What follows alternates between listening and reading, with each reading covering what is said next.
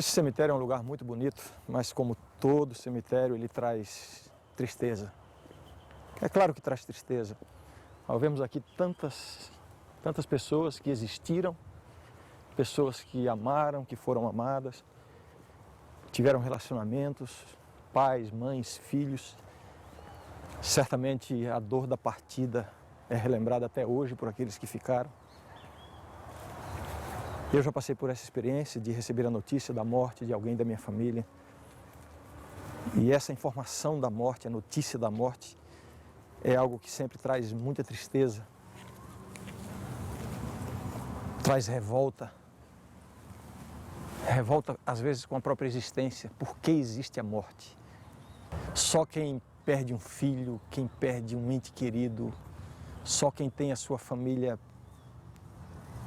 esfacelada pela morte, só quem experimenta a separação definitiva é que sabe o que significa essa dor. Eu já passei por essa dor. Esse sentimento nos revela uma grande realidade, que a morte ela é uma estranha na experiência humana.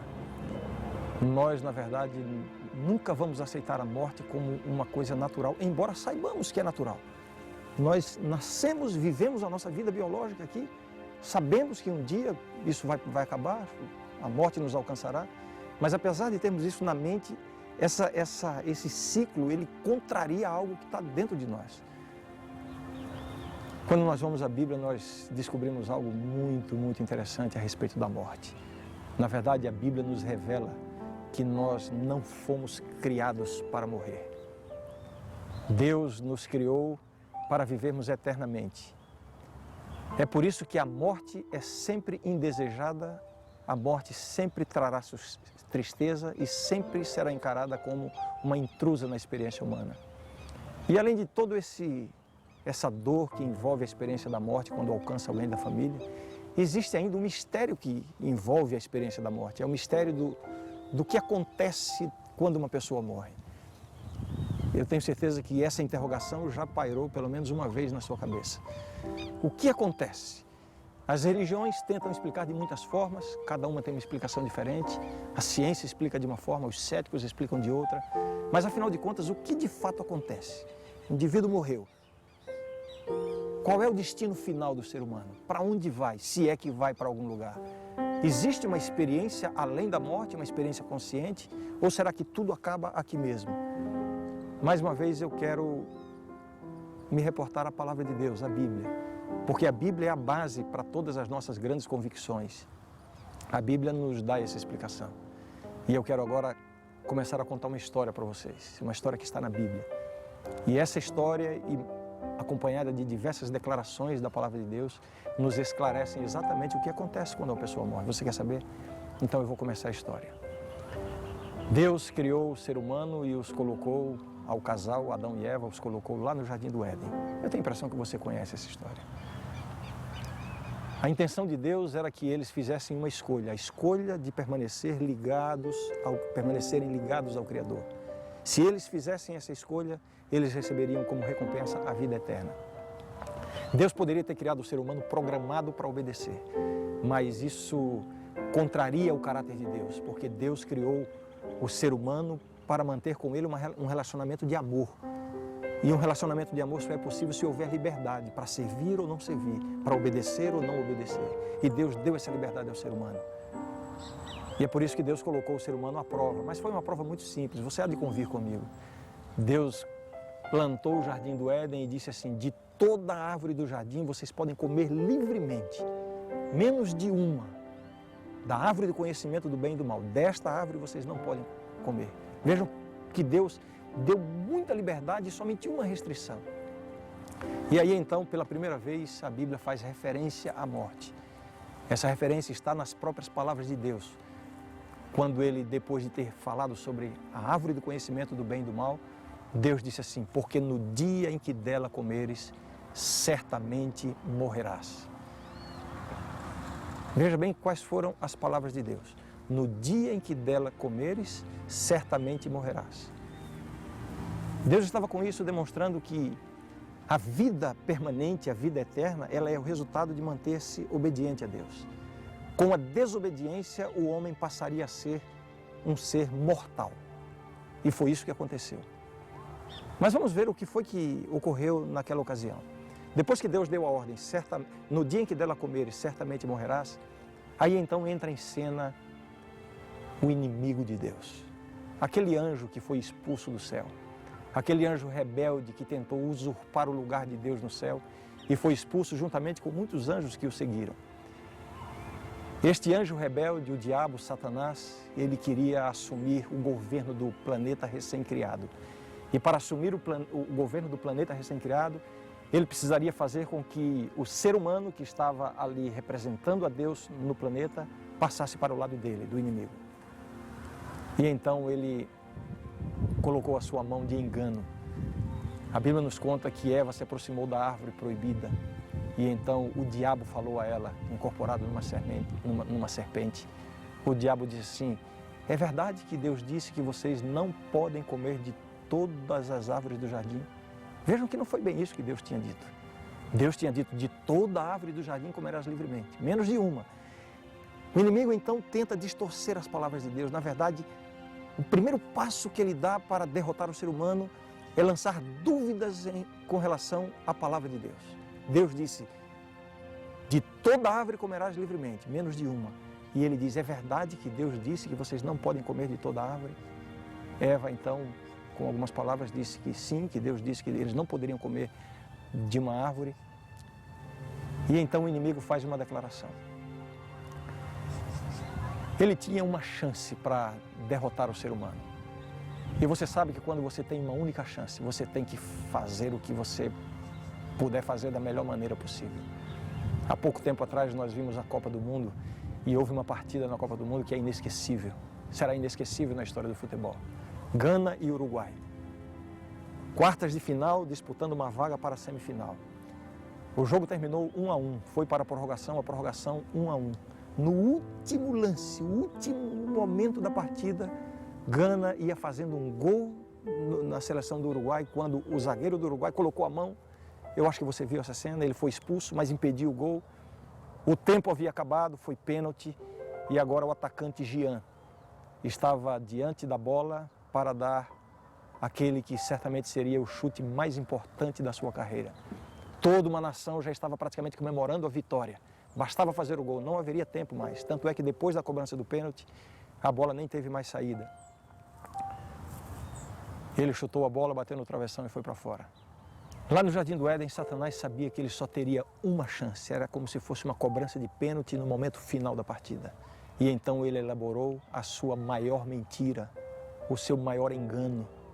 Deus tinha dito que se o ser humano desobedecesse, ele seria mortal. Certamente morrerás. Mas agora Satanás diz para Eva: certamente não morrerás. A grande mentira, a maior mentira do diabo para o ser humano é a de que o ser humano pode viver eternamente independente de Deus. Esta mentira, ela foi tão bem elaborada que ela entrou nas religiões cristãs e tem tomado conta da mente e do pensamento da maioria das pessoas, mesmo aqueles que estão buscando conhecer a palavra de Deus. E ele tem diversas explicações. Para uns ele diz que é assim: a pessoa morreu, se for bonzinho vai para o céu, se não for bonzinho vai para o inferno, mas que continua existindo. Para outros ele diz que existe uma alma, né, que quando o corpo desaparece, esta alma sai e reencarna numa outra pessoa. Todas essas mentiras a respeito da morte, na verdade elas são derivadas da primeira grande mentira. A mentira de que o ser humano é imortal, independente de Deus. O grande objetivo do diabo em tentar convencer as pessoas de que existe uma vida independente de Deus, independente desse corpo. O grande objetivo dele é fazer com que o ser humano não considere a sua necessidade de Deus. Veja, se é bonzinho, vai para o céu. Então eu não preciso de Deus, eu só preciso ser bonzinho. Ou se existe uma alma que reencarna sucessivamente e que através dessas sucessivas encarnações ou reencarnações vai atingir um grau de perfeição, eu pergunto, qual a necessidade que existe de Deus? Tudo isso é para fazer com que o ser humano viva uma vida independente do Criador. Mas o que a Bíblia diz a respeito disso? Você sabe o que a Bíblia diz a respeito disso? Eu vou citar aqui algumas passagens da palavra de Deus. Por exemplo, no livro de Eclesiastes, capítulo 12, verso 7, diz mais ou menos assim: quando a pessoa morre, e o pó volte à terra como era, e o espírito volte a Deus que o deu. Muita gente lê esse texto e diz assim, está vendo aí que existe uma alma que sobrevive ao corpo? Ora, a Bíblia não está dizendo isso, mas a Bíblia está falando do pó e do espírito. Tudo bem, vamos entender o que significa este pó e o espírito. Sabe quem é que vai explicar que pó é esse e que espírito é esse? Você tem que aprender, você tem que entender. O único meio seguro de interpretar a Bíblia é deixar que a própria Bíblia se explique. E esse texto que eu mencionei fala do pó e do espírito. O pó volta à terra, o espírito volta para Deus. Vamos saber então que pó é esse e que espírito é esse. Aí lá no livro de Gênesis, que relata a criação do ser humano, Deus revela o seguinte. Lá é dito que Deus criou o homem do pó da terra. Vejam, o pó é o pó da terra. E o texto continua dizendo, e soprou nas suas narinas o fôlego de vida, e o homem se tornou alma vivente. Será que você pode entender agora? Eclesiastes fala, o pó volta à terra como era, e o espírito volte a Deus que o deu. No livro de Gênesis diz, Deus criou o homem do pó da terra. Que pó é esse? É o pó da terra, a matéria-prima, da qual Deus criou o ser humano. E Gênesis continua dizendo, e lhe soprou nas narinas o fôlego da vida. Que espírito é esse que volta para Deus? É exatamente o fôlego da vida. Em nenhum lugar a Bíblia se refere a uma entidade consciente, uma entidade, digamos assim, fantasmagórica que está aqui dentro de mim, que sobrevive ao meu corpo. Não. Espírito na Bíblia tem esse sentido. É o fôlego da vida, é a centelha vital. E por que volta para Deus? Porque só Deus tem vida. Deus é o comunicador da vida. Deus é o doador da vida. E só nele existe vida. Então, Deus criou o ser humano sob leis naturais. E quando essas leis são quebradas, as leis biológicas, a comunicação da vida é interrompida. Então, esta vida que vem de Deus, esta vida volta para Deus. Não é uma entidade consciente, uma alma, um espírito nesse sentido. É isso que a Bíblia diz. A grande evidência de que a Bíblia não fala de uma alma que sobrevive ao corpo, uma entidade separada, é quando ela afirma que, quando morre, nesse aspecto, o ser humano é igualzinho aos animais. No mesmo livro de Eclesiastes que eu acabei de mencionar, é dito que da mesma forma como morre o homem, da mesma forma morrem os animais. Para onde vai um, para o mesmo lugar vai o outro. Não existe essa diferença. O pó da terra e o fôlego da vida. Aí você pode então agora começar a ficar preocupado. Então o que acontece quando a pessoa morre? Bem, de acordo com a Bíblia, acontece, sabe o quê? O fim. O fim. É certo, não é um fim definitivo, é um fim momentâneo, mas é o fim. A experiência da morte ou a morte, uma pessoa quando morre, ela entra num estado de inexistência. É por isso que a Bíblia compara a morte, usa uma metáfora, a Bíblia compara a morte a um sono. É claro que é apenas uma tênue ilustração, é um período de inconsciência. A Bíblia proíbe o ser humano a consultar os mortos. A Bíblia diz que consultar os mortos é como se fosse consultar os próprios demônios. Por quê? Porque os mortos não têm lugar aqui na existência dos vivos. Não sou eu que estou dizendo isso, isso está na Bíblia. Lá no mesmo livro de Eclesiastes, diz que o amor, a inveja, o ódio já passaram. Os mortos não sabem de nada. A Bíblia diz assim, os vivos sabem que hão de morrer, mas os mortos não sabem de coisa nenhuma. A sua memória, diz a palavra de Deus, a sua memória dos mortos jaz no esquecimento. Esta é a condição de uma pessoa quando ela morre, repouso completo, inexistência. Nós acabamos de ver a explicação da Bíblia. Não é a explicação do inimigo de Deus que está convencendo multidões de que existe vida independente de Deus. A Bíblia diz que só existe vida com Deus. Eu estou falando da vida eterna. A solução para a morte é a solução que a Bíblia apresenta. Ela se chama ressurreição. Existe uma promessa maravilhosa, extraordinária na Bíblia que enche o nosso coração de esperança.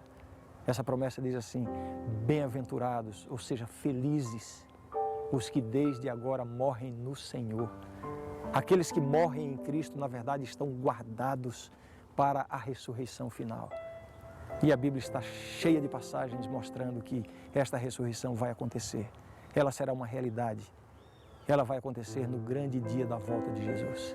Quando Jesus voltar, aqueles que viveram com Cristo, e estiverem descansando no pó da terra, vão ressuscitar para viverem eternamente com o Senhor.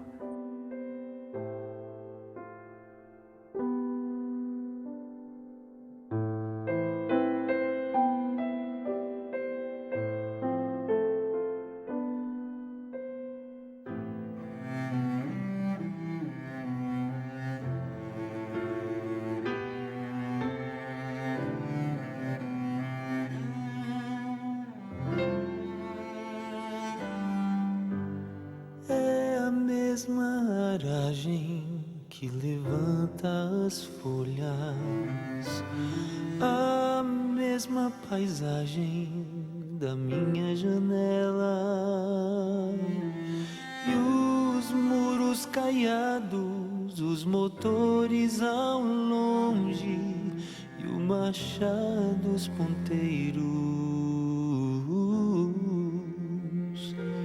Seria tudo a mesma essência, não fosse o vão de uma ausência e o vácuo que ela fez. Seria tudo a mesma essência, não fosse o vão de uma ausência e o vácuo que ela fez. Existe, no entanto, um bálsamo divino que seca o meu pranto e amortece a dor. Eis que apenas dorme para logo despertar, quando enfim Cristo chamar para levar a sua cidade, para conceder a eternidade, todos juntos outra vez. Bem-aventurados todos que desde agora até o fim dormem no Senhor.